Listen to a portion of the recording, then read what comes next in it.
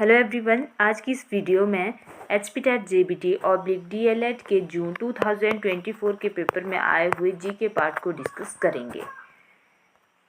इससे पहले मैं इसी चैनल पे 2020 के जो जून और नवंबर में 2 पेपर हुए हैं उनका जी के पार्ट डाल दिए गए हैं। 2021 में जो टेट के 2 पेपर हुए थे उसका जी के पार्ट भी डाला गया है।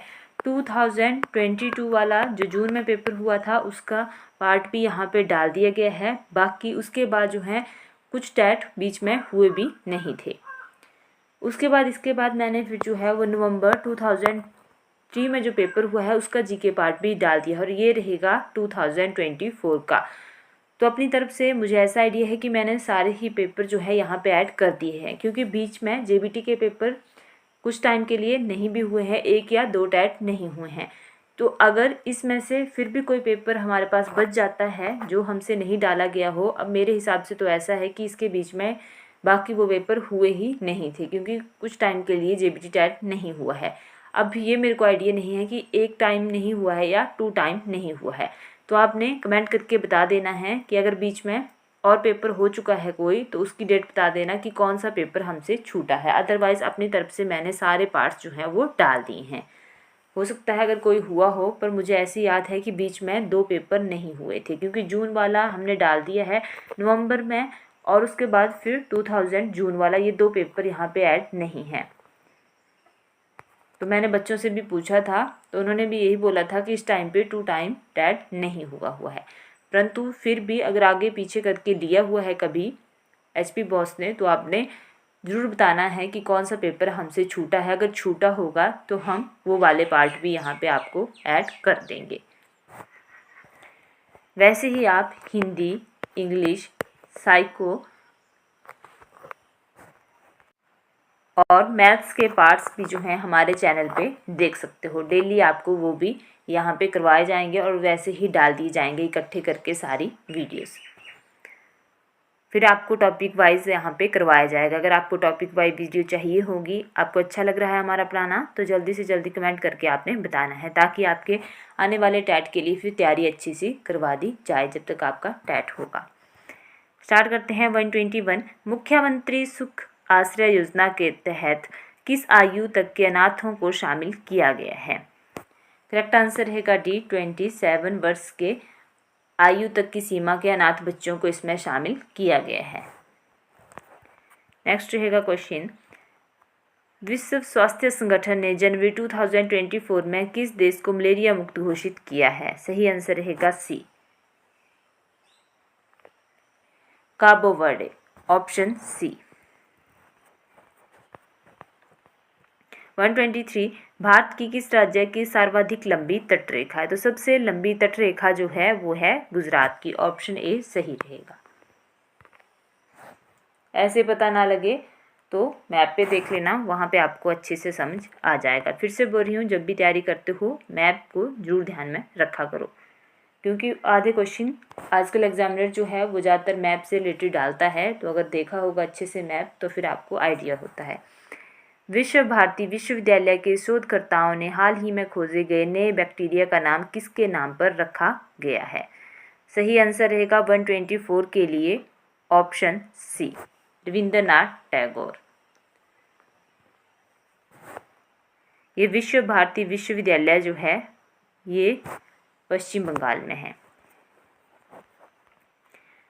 निम्न गैसों में से कौन सी गैस सर्वाधिक ग्रीन हाउस इफेक्ट करती है? करेक्ट आंसर रहेगा 125 के लिए डी, कार्बन डाइऑक्साइड। हाल ही में कितने बच्चों को वर्ष 2024 का प्रधानमंत्री राष्ट्रीय बाल पुरस्कार दिया गया है? करेक्ट आंसर रहेगा 126 के लिए ऑप्शन ए, 90।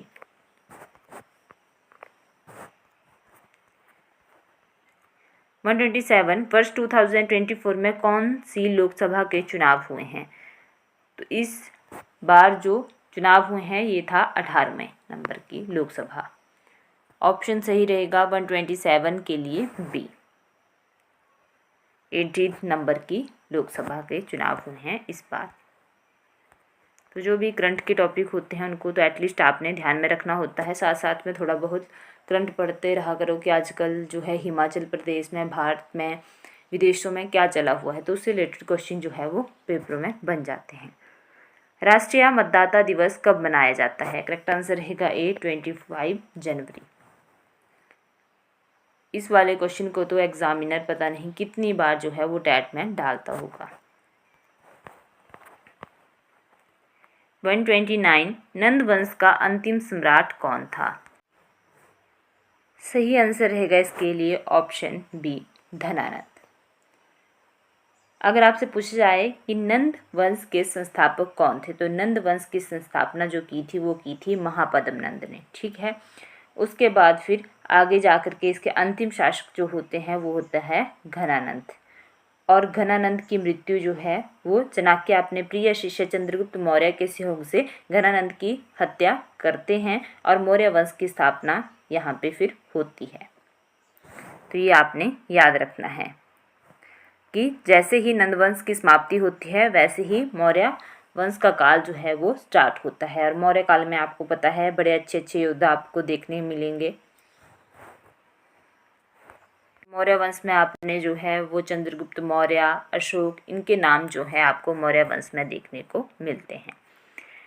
130 मनुष्य के शरीर में टिबिया नामक हड्डी कहाँ पाई जाती है? करेक्ट आंसर रहेगा बी, टांग में।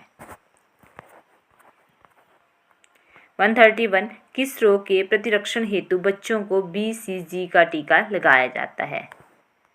करेक्ट आंसर रहेगा 131 के लिए डी, टीबी।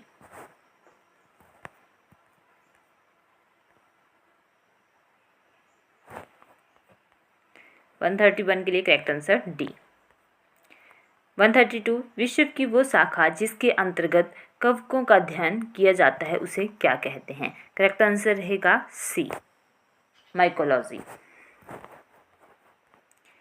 133 ग्रैमी अवार्ड 2024 में किस भारतीय ने एक साथ 3 अवार्ड जीते?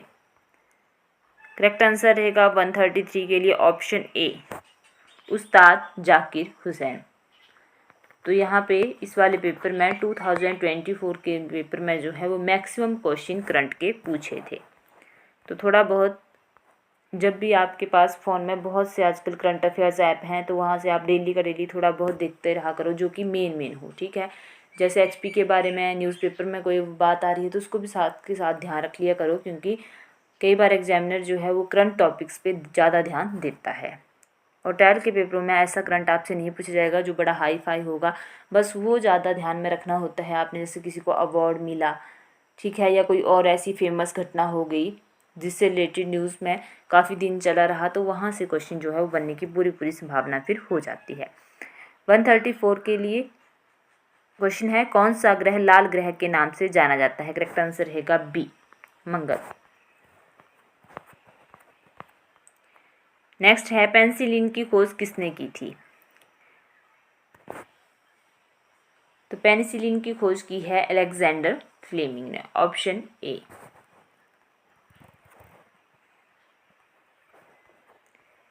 नेक्स्ट रहेगा 136 दक्षिण कोरिया की मुद्रा क्या है? करेक्ट आंसर रहेगा इसके लिए बी, वॉन।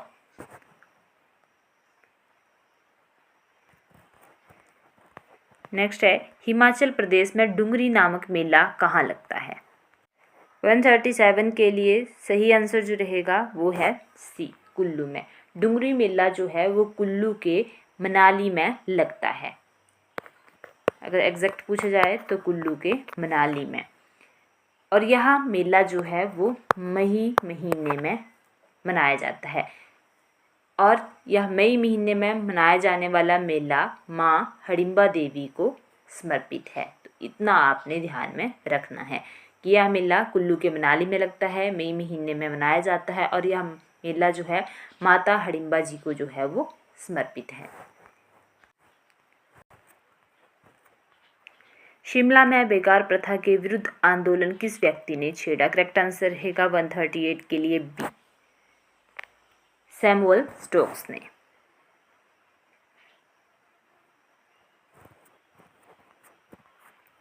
139 शिमला का गेटी थिएटर आम जनता को कब समर्पित किया गया? तो ये क्वेश्चन या तो ऐसे आता है या ऐसे जाता है कि गेटी थिएटर जो है वो कब खुला था। दोनों का तरीका एक ही है, दोनों का अर्थ एक ही है, पूछने का थोड़ा तरीका अलग अलग है। कई बार पूछते हैं डायरेक्ट कि गेटी थिएटर जो है कब ओपन हुआ था, कई बार ऐसे पूछ लेते हैं कि शिमला का गेटी थिएटर आम जनता को कब समर्पित किया गया था। तो करेक्ट आंसर रहेगा इसके लिए 1887 में। ये क्वेश्चन भी मैक्सिमम टाइम जो है 2-3 साल से पेपरों में पूछा जाने वाला क्वेश्चन है। नेक्स्ट है 140, हिमाचल प्रदेश लोकतंत्र प्रहरी सम्मान योजना में मासिक पेंशन किसे प्रदान की जाती है। सही आंसर रहेगा 140 के लिए सी, 1975 में आपातकाल के दौरान जेल में बंद लोगों को।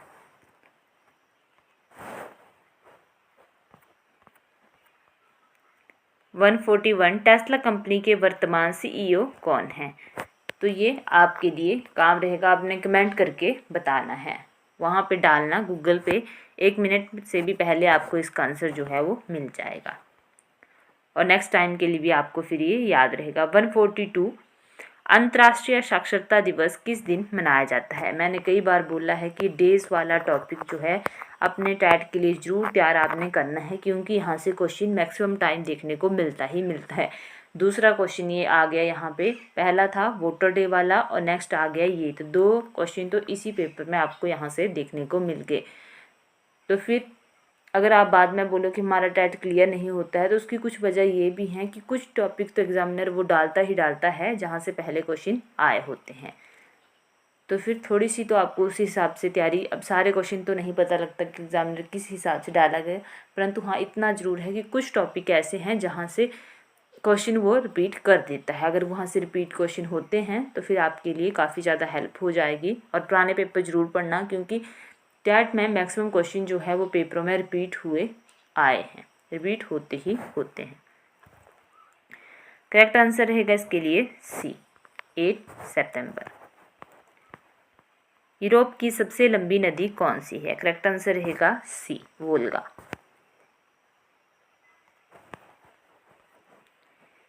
वन 144, मिजोरम की राजधानी है। सबसे आसान क्वेश्चन है, बचपन से हम इन क्वेश्चंस को पढ़ने लगते हैं कि कौन से राज्य की राजधानी कौन सी है। तो ये भी आपके लिए काम रहेगा, जरूर कमेंट करके आपने बताना है। हिमाचल प्रदेश का कौन सा शहर छोटी काशी के नाम से प्रसिद्ध है। करेक्ट आंसर रहेगा डी, मंडी।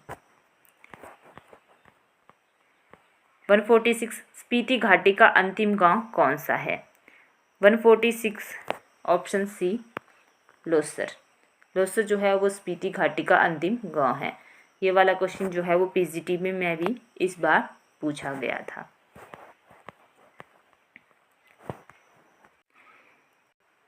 हिमाचल प्रदेश में IIM कहाँ है, मतलब इंडियन इंस्टीट्यूट ऑफ मैनेजमेंट। तो ये पूछा गया है कि हिमाचल प्रदेश में कहाँ पे है। करेक्ट आंसर रहेगा बी, डिस्ट्रिक्ट सिरमौर में। तो मैंने पहले बोला है कि टैट के पेपरों में महत्वपूर्ण स्थान व संस्थान वाले टॉपिक से क्वेश्चन बनते ही बनते हैं, कई बार यहाँ से क्वेश्चन आए हुए हैं। तो आज आई है हमारे पास डिस्ट्रिक्ट सिरमौर। तो बात कर लेते हैं कि डिस्ट्रिक्ट सिरमौर में और कौन कौन से ऐसे महत्वपूर्ण स्थान व संस्थान हैं जहाँ से पेपरों में क्वेश्चन बन जाता है। तो डिस्ट्रिक्ट सिरमौर की अब हम बात करते हैं। तो सबसे पहले देखते हैं हम डिस्ट्रिक्ट सिरमौर के नाहन में क्या क्या है। तो डिस्ट्रिक्ट सिरमौर के नाहन में एक है शिवालिक या सुकेती जीवाश्म उपवन। शिवालिक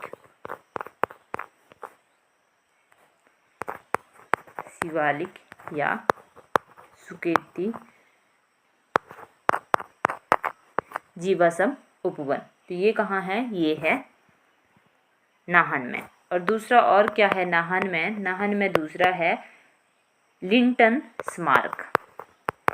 लिंटन स्मारक। अब बात करते हैं सिरमौर की पांवटा साहिब में कि वहाँ क्या है। तो सिरमौर के पांवटा साहिब में जो है वो है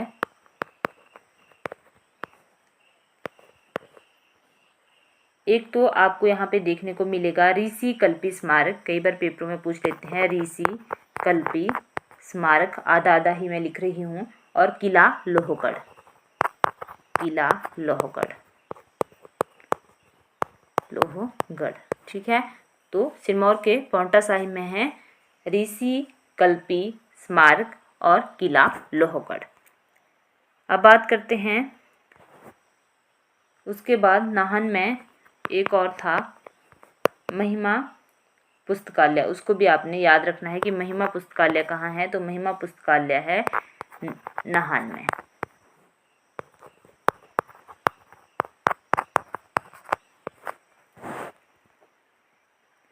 तो इतना तो आपने ध्यान रखना ही रखना है, क्योंकि यहाँ से पेपर में क्वेश्चन बनते हैं। एक बार फिर से रिपीट कर रही हूँ मैं। सिरमौर के नाहन में है एक फर्स्ट पे सुकेती जीवाश्म उपवन, लिंटन स्मारक और महिमा पुस्तकालय। इन तीनों को इकट्ठा याद रखना। और सिरमौर के पांवटा साहिब में है ऋषि कल्पी स्मारक, किला लोहगढ़ और ये IIM। तो ये 6 जो मैंने आपको बताए, अगर डिस्ट्रिक्ट पूछी जाएगी डायरेक्ट पेपर्स में तो रहेगी सिरमौर। बाकी अगर एग्जैक्ट प्लेसेस पूछे जाए तो वो भी मैंने आपको बता दिया।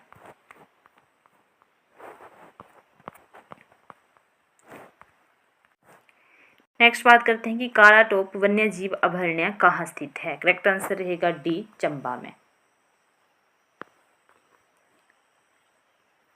और कौन कौन से वन्यजीव अभयारण्य है चंबा में, वो भी आप साथ में ही सुन लीजिए, ताकि नेक्स्ट टाइम अगर आए पेपर में तो आप करके आओ। एक है गांगुल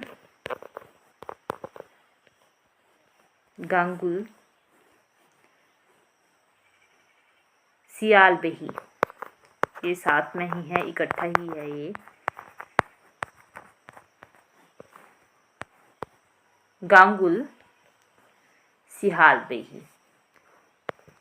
दूसरा रहेगा कुगती, जो कि पेपर में मैक्सिमम टाइम पूछा जाता है कि कुगती वन्यजीव अभयारण्य कहाँ है। तो कुगती वन्यजीव अभयारण्य भी है चंबा में। एक रहेगा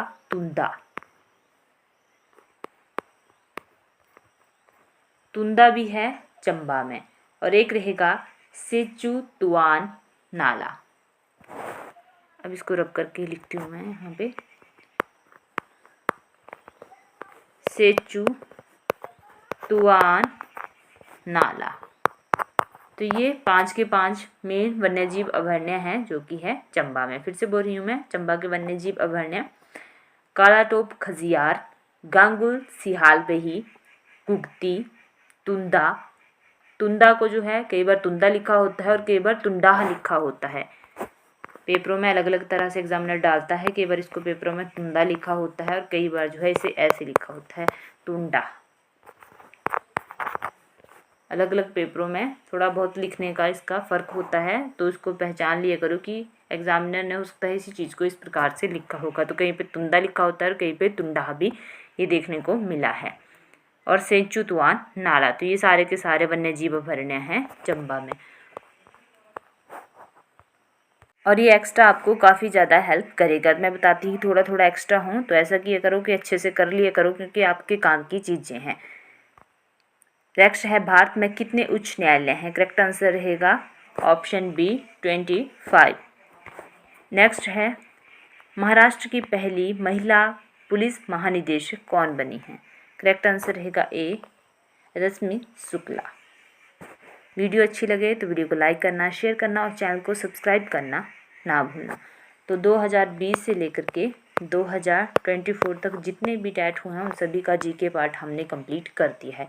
इसी प्रकार आपको हिंदी, साइको, इंग्लिश, मैथ्स के सारे पार्ट जो हैं वो मिल जाएंगे।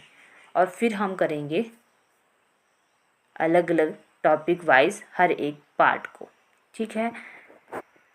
तो ये सारे पेपरों की वीडियो आपको अलग अलग भी मिल जाएगी, अलग अलग करके भी डाली है कि 2020 का जून पार्ट, फिर नवंबर, फिर 21 के, फिर वैसे ही 22 में जो हुए हैं, 23 में और 24 में। अगर अलग अलग देखनी हो तो अलग अलग देख लेना। बाकी इसकी एक पूरी इकट्ठी वीडियो भी मैं बना दूंगी 2020 से लेकर के 2024 तक जितने भी डैट हुए हैं उनके अलग अलग पार्ट्स की। तो एक साथ वाली देखनी होगी तो उनको देख लेना, थोड़ा थोड़ा करके देखनी होगी तो उनको देख लेना। और वीडियो अच्छी लगे तो वीडियो को लाइक करना, शेयर करना और चैनल को सब्सक्राइब करना ना भूलना।